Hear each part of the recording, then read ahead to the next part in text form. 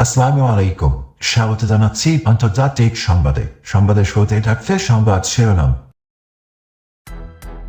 চলমান সংঘাতের মধ্যে ইসরায়েলি বাহিনীকে দৌড়ের উপর রেখেছে ফিলিস্তিনের স্বাধীনতাকামী গোষ্ঠীগুলো। এখনো তারা বিভিন্ন ফ্রন্টে যুদ্ধ চালিয়ে যাচ্ছে।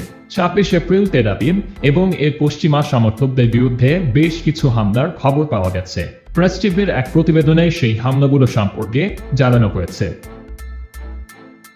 ২৬ এপ্রিল দিনব্যাপী ফিলিস্তিনের স্বাধীনতাকামী গোষ্ঠীগুলো বিভিন্ন ফ্রন্টে সফল হামলা চালিয়েছে। আল-কুদস ব্রিগেড একই সাথে গাজা উপত্যকা এবং পশ্চিম তীরে সফল হামলার কথা জানিয়েছে। এদিন তারা বেশ কিছু অবৈধ বসতিতে বিস্ফোরক দ্রব্য দিয়ে হামলা চালায়। সেই সাথে এসব স্থানে বন্দুক যুদ্ধের ঘটনাও ঘটে। তারা দখলকৃত পশ্চিম তীরের শহর নাবলুসে ইসরায়েলি সেনাদের সাথে ভয়ঙ্কর সংঘর্ষে জড়িয়ে পড়ে। সেখানে তারা বেশ কয়েকটি ইসরায়েলি সামরিক যানবাহনে বিস্ফোরণ ঘটায়। গাজার আরেকটি ফ্রন্টে সফল হামলার কথা জানিয়েছে আল-আকসা শহীদ ব্রিগেড। তাদের প্রতিরোধ যোদ্ধারা গাজার দক্ষিণে মর্টার শেল দিয়ে ইসরায়েলি সেনাদের একটি সমাবেশ ও তাদের সামরিক যানবাহনে বোমা হামলা চালায়। অবৈধ বসতি সেদরাতে হামলার দাবি করেছে মুজাহিদিন ব্রিগেড। এদিন তাদের অপারেশনে রকেট ব্যানার্জি দিয়ে বসতিটিতে হামলার খবর প্রকাশ করেছে তারা।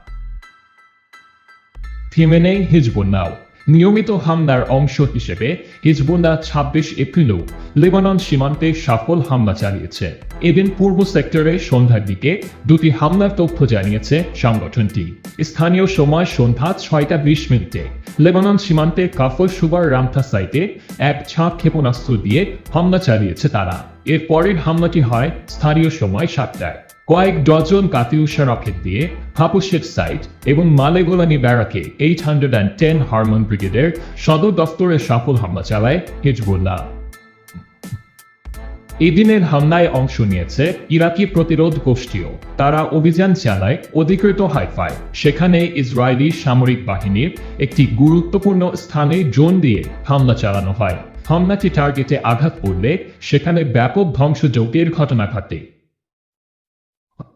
গাজার স্বাস্থ্য মন্ত্রণালয় জানিয়েছে গত ৭ অক্টোবরের পর থেকে এখন পর্যন্ত ইসরায়েলের আগ্রাসনে সেখানে কমপক্ষে ৩৪,৪০০ ফিলিস্তিনি প্রাণ হারিয়েছে। নিহতদের বেশিরভাগই নারী ও শিশু। এছাড়া আহত হয়েছে আরও ৭৭,৩৬৮ জন।